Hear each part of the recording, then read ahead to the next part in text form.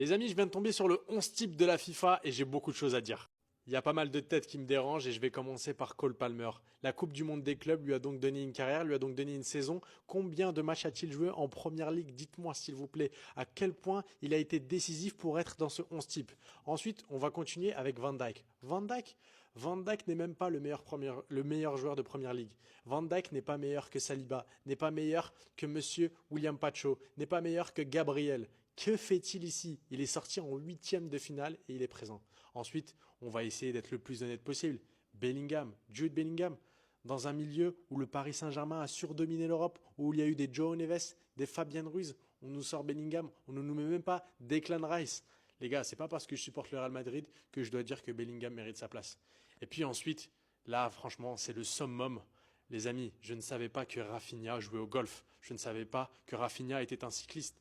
Pourquoi n'est-il pas présent dans une équipe où on a des Cole Palmer, où on a des Bellingham, où on a des Kylian Mbappé? Donc, je rejoins beaucoup d'observateurs du foot qui disent que Mbappé, s'il n'est pas présent, qu'on met Ousmane Dembélé dans l'axe et qu'on met Rafinha sur le côté, c'est déjà un peu plus juste, un peu plus fair. Les amis, dites-moi en commentaire quel joueur vous auriez supprimé, quel joueur vous scandalise dans ce 11. Mais moi, je commence à en avoir marre de ce genre de choses parce que pour moi, c'est absolument dérangeant de voir un Cole Palmer, après la saison qu'il fait, être dans ce 11 type juste parce qu'il a eu une bonne prestation en finale de la Coupe du Monde des clubs. Mes frères barcelonais, j'étais en train de me poser une question. Est-ce qu'on n'aurait pas abusé sur le niveau de Rafinha la saison dernière? On a carrément fait des propagandes ballon d'or, alors que sa saison, en vrai de vrai, oui, elle était bien. Mais vas-y. C'est ce que j'aurais dit si je me fiais à cette horrible équipe de l'année de la FIFA.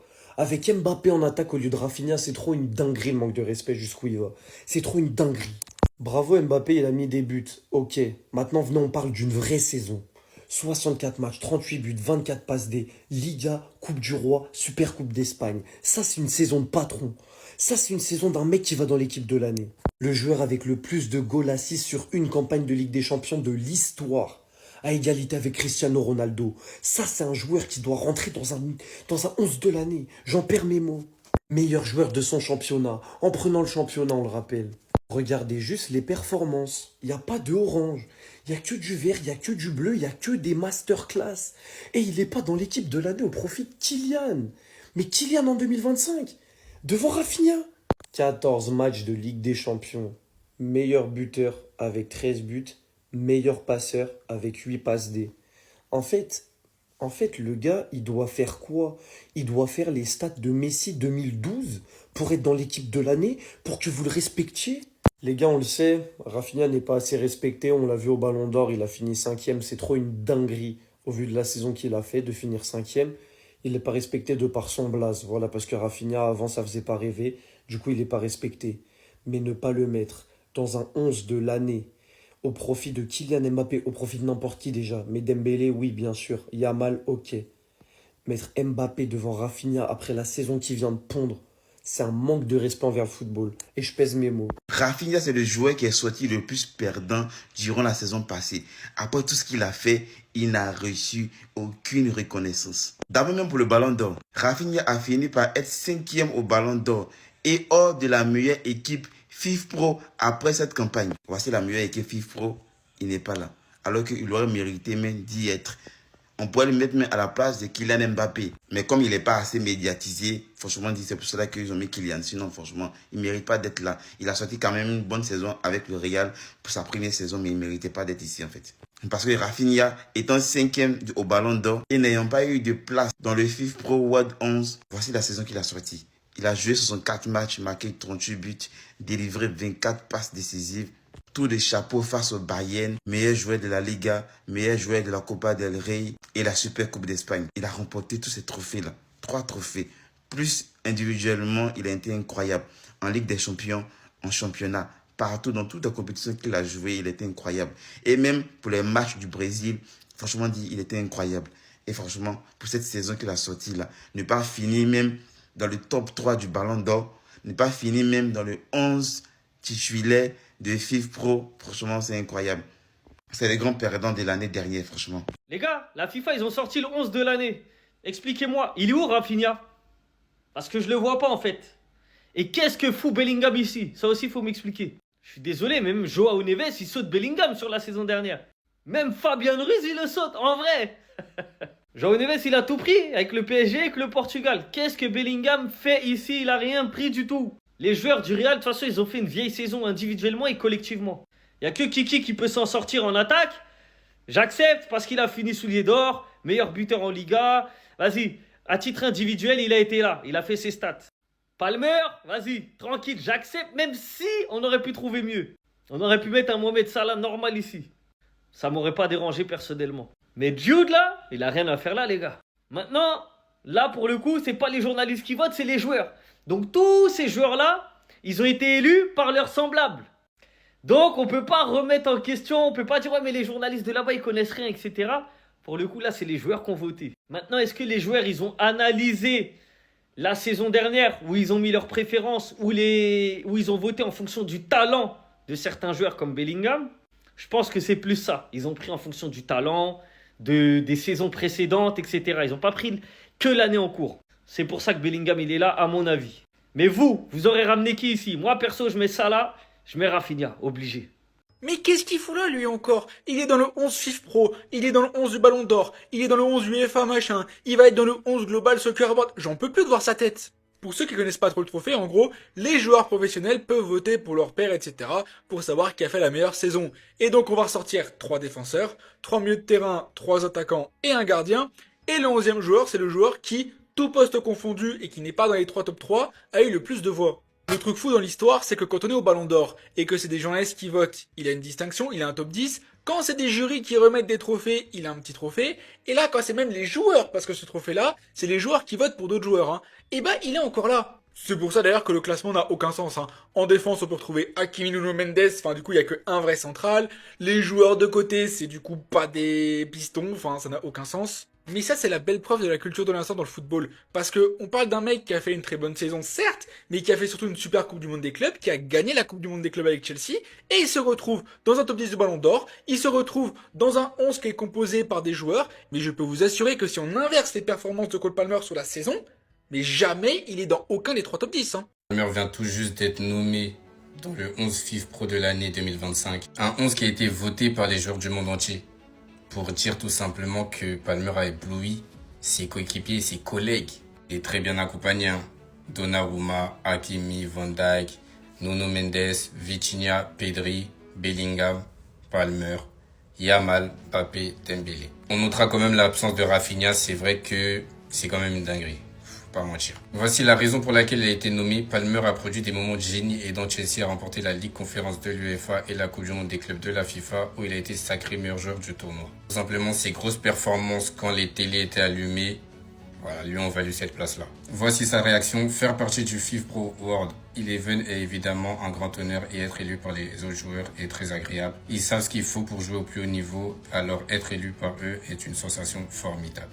De plus, on lui a posé la question: pour lui, quel joueur de Chelsea a le plus de chances d'intégrer aussi le FIF Pro World 11? Il répond Estevao. Je pense qu'il a tout le potentiel pour accomplir de grandes choses. J'espère qu'il y parviendra ici à Chelsea. Voilà, on est très content pour lui. Maintenant, on espère qu'il sera de retour le plus vite possible parce qu'il nous manque sur les terrains. En tout cas, il a été reconnu par ses pairs. Voilà, donc les gens savent qui est Palmer. Ils savent à quel point il est fort.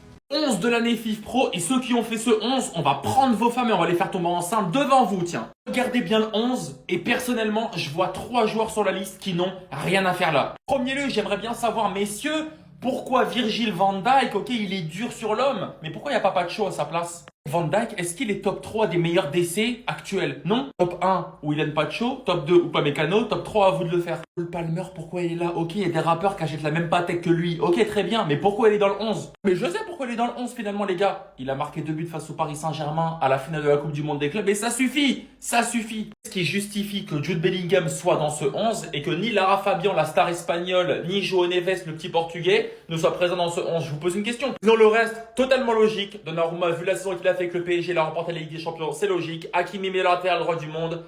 Nuno Mendes, meilleur latéral gauche du monde. Pedri, avec Vitinha, fait partie des meilleurs milieux du monde. Mais j'aimerais bien savoir pourquoi Joshua Kimmich, tout le temps sous-coté, jamais présent dans les 11. Enfin, Lamine Yamal, Kylian Mbappé et enfin le Ballon d'Or, Ousmane Dembélé. Qu'est-ce que vous en pensez de ce 11? Les gars, je vous le dis de manière officielle. Franchement, parfois, ça doit être très difficile d'être footballeur. Vous êtes là, vous faites une saison incroyable, vous raflez tout ce qui est raflable, vous affrontez les meilleures équipes, et au final, les seuls qu'on va retenir, c'est les joueurs qui sont le plus bankable, les joueurs qui sont les plus marketés auprès de la presse pour finir dans le 11 du FIFA World 11. Encore une fois, je le dis, je le martèle, c'est mon discours de ces 2-3 derniers jours. On doit sortir du clubisme et être le plus lucide et le plus objectif possible. Lorsque vous voyez cette équipe avec cette composition désastreuse, est-ce que sincèrement, vous vous dites que Virgil van Dijk, l'année dernière, ça a été le meilleur défenseur central? Est-ce que vous trouvez que Virgil van Dijk a été le meilleur défenseur, je dirais même, de Première Ligue?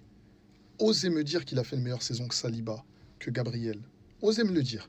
Et ensuite, quand vous m'aurez répondu à ces questions-là, on pourra viser plus haut en se disant, est-ce qu'il a fait une meilleure saison que Marquinhos ou Pacho? Et la réponse, pour ces 4 défenseurs, c'est non. D'accord? Et je vais même aller plus loin. Il n'a même pas fait une meilleure saison que Koubarsi. Mais ça, c'est un autre sujet. On passe au milieu de terrain.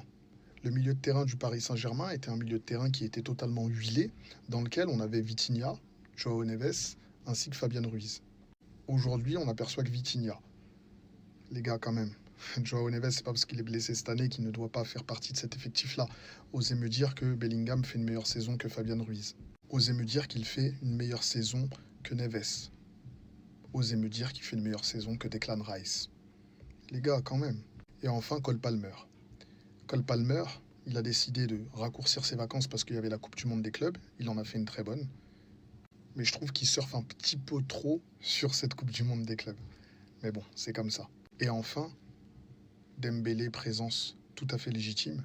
Lamine Yamal, présence tout à fait légitime. J'aurais plutôt mis Dembélé dans l'axe, comme il a joué beaucoup dans l'axe avec le Paris Saint-Germain, mais j'aurais rajouté Rafinha. Pour moi, Rafinha, l'année passée, fait une meilleure saison que Kylian Mbappé.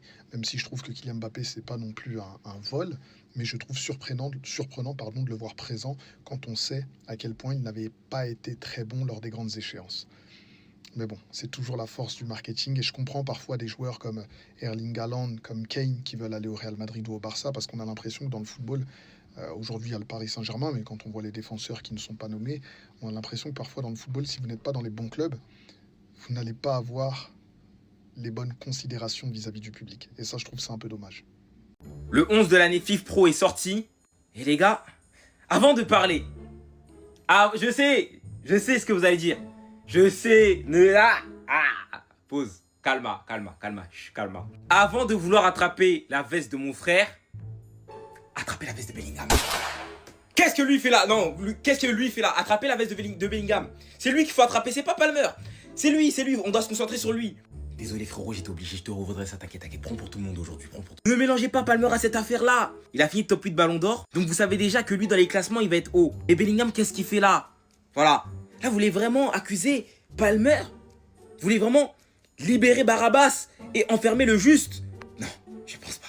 D'ailleurs, pour compléter ce 11, on va retrouver au goal Donnarumma, c'est un très bon choix. C'est sur la logique surtout. En défense, on va retrouver Van Dijk, Mendes et Hakimi, pas de Pacho. Et c'est tout à fait normal parce qu'ils faisaient pas partie de la shortlist qui était sortie il y a peut-être 2 semaines où on voyait 26 joueurs. Et c'était les 26 joueurs qui étaient présélectionnés pour faire partie du 11. Et dedans, il y avait Messi, il y avait Ronaldo.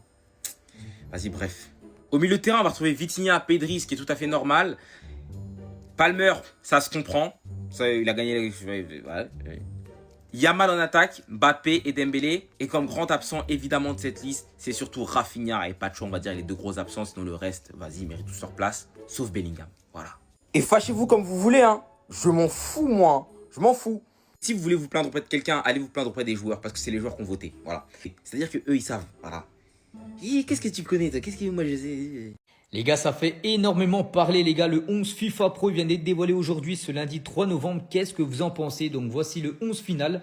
Donc, bon, il y a des joueurs, je ne vous cache pas qu'il manque. Je pense à un joueur direct, les gars. Quand je vois cette équipe, il manque Rafinha. Voilà, je vois Palmer qui est dans l'équipe, mais pas Rafinha. Rafinha, saison dernière, les gars, exceptionnel, hein, bien évidemment. Qu'est-ce que fait Cole Palmer? Je sais pas. Donc déjà là, c'est une douille. Hein. Mbappé, les gars, par rapport à la saison dernière, je pense qu'il y avait mieux que lui. Hein. Je sais pas, peut-être Harry Kane. Hein. J'aurais peut-être mis Harry Kane.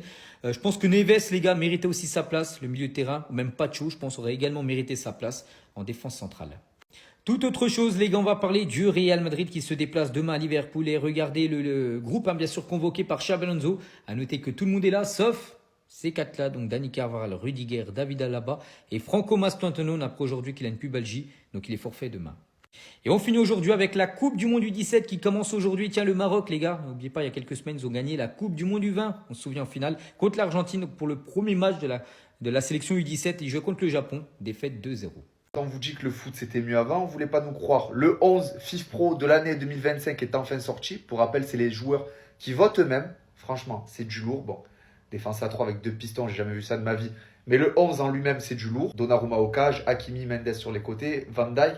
Un milieu de terrain, Palmer, Vitinha, Pedri, Bellingham, avec une attaque, Yamal, Mbappé, Dembélé. Franchement, ça fait rêver. Quand je vous dis que le foot c'était mieux avant, c'est qu'il y a juste à regarder le 11 FIFPro de l'année 2015, donc 10 ans en arrière. Il n'y a pas photo. Chaque compartiment, chaque joueur lave ceux de cette année-là. On va comparer par ligne. Ocage, Neuer, c'est au-dessus de Donnarumma. Il n'y a rien à dire, même si Donnarumma a été exceptionnel en Ligue des Champions à partir du match contre Liverpool. Sur les côtés, Marcelo, Dani Alves. Nuno Mendes et Hakimi font des grosses saisons, mais le Dani Alves de 2015 au Barça, il est injouable. Et Marcelo au Real Madrid, il était injouable. Thiago Silva, Ramos dans l'axe, ça bouge pas, c'est trop fort. Le milieu de terrain, Iniesta, Modric, Paul Pogba. C'est pas le Paul Pogba retraité qui arrive à Monaco, non, c'est le Paul Pogba Prime. Avec 2 joueurs qui font partie des meilleurs milieux de l'histoire. Et vous voulez nous comparer ça à Vitinha ou Pedri. Attention, très fort.